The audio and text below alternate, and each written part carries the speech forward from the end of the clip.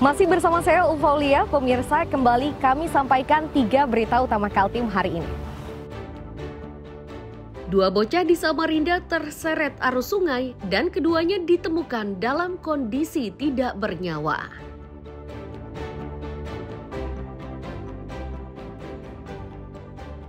Serangan ulat bulu di Taman Bebaya Samarinda kembali terjadi.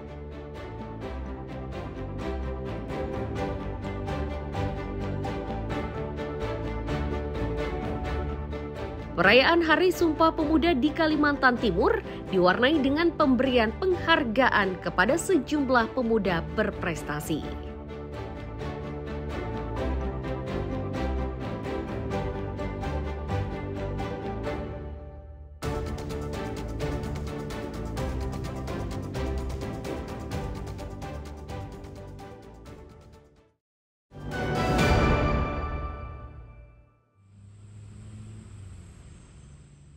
Kemunculan ulat bulu di pepohonan yang berdiri di Taman Bebaya inilah yang meresahkan warga dan petugas. Sebab jumlah ulat bulu yang muncul sangat banyak dan mereka menempel di pohon secara berkelompok.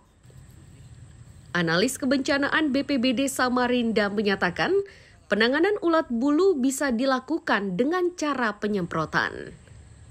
Tindakan tersebut harus dilakukan dengan segera sebab jika ulat bulu jatuh mengenai kulit manusia bisa menyebabkan gatal-gatal dan ruam yang cukup parah.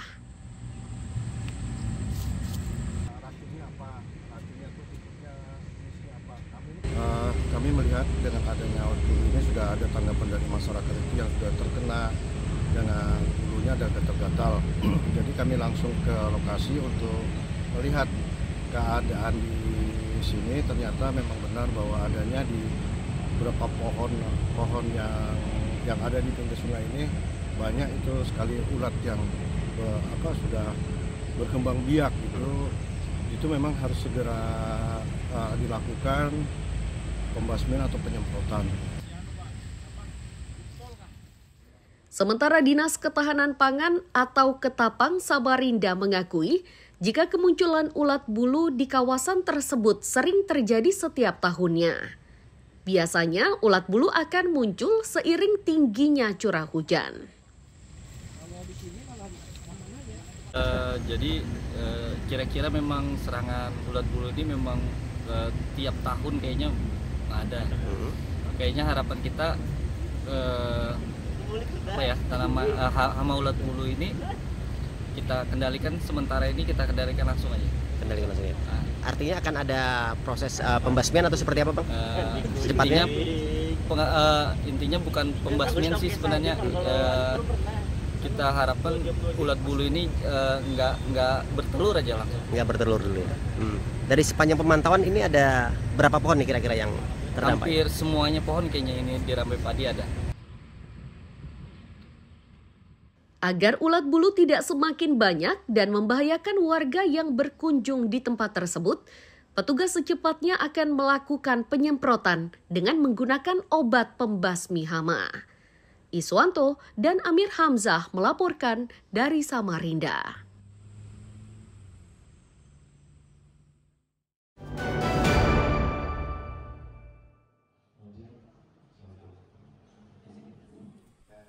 Sejumlah warga yang mengaku berprofesi sebagai petani di Tarakan, Senin siang mengadukan nasibnya kepada anggota DPRD.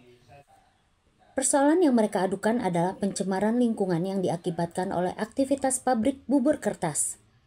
Petani menyebut, semenjak pabrik tersebut beroperasi, hasil panen petani menurun tajam. Bahkan sebagian tanaman mereka kini mati. Mendapat aduan seperti itu, pihak DPRD secepatnya akan membentuk tim dengan melibatkan berbagai pihak. Salah satu langkah yang dilakukan yakni dengan turun langsung ke lapangan dan memastikan kebenaran klaim yang dipersoalkan oleh petani. Per tahun kan cukup besar. Mengeluhkan karena dia tidak bisa berkebun lagi karena kebunnya tergenang air. Karena adanya pengurukan mungkin yang menuju ke muara laut. Dan yang kedua, sudah banyak mati tanamannya. Yang ketiga, ya awal 2022 saya meminta itu ada ganti rugi tanam tumbuh atau bagaimana. Nah itu tidak disepakati oleh pihak perusahaan karena dia juga belum tahu apa yang mau diganti. Nah besok kami akan turun ke lapangan bersama dengan tim untuk mencek langsung. Masih agak rawan di sini. Para petani berharap upaya yang dilakukan DPRD bisa memberikan pencerahan.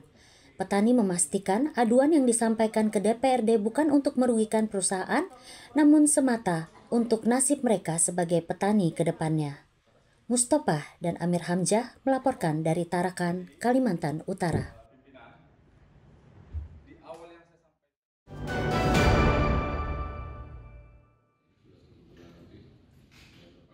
Pertemuan kedua antara petani sawit dari Kampung Gunung Sari dan Harapan Jaya dengan perusahaan tambang batubara kembali gagal membuahkan hasil.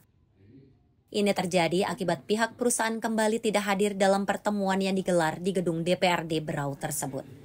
Bagi petani, pertemuan ini sangat penting agar nasib mereka menjadi jelas menyusul rusaknya lahan sawit miliknya akibat aktivitas tambang batubara.